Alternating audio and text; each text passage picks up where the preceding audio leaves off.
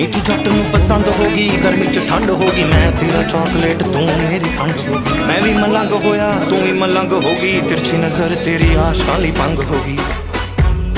ਉਹ ਤਿੰਨ ਫੁੱਲਾਂ ਦੇ ਜਿੰਨਾ ਵੇਟ ਮੈਂ ਕਰਾਂ ਤੇਰੀ ਵੇਟ, ਤੂੰ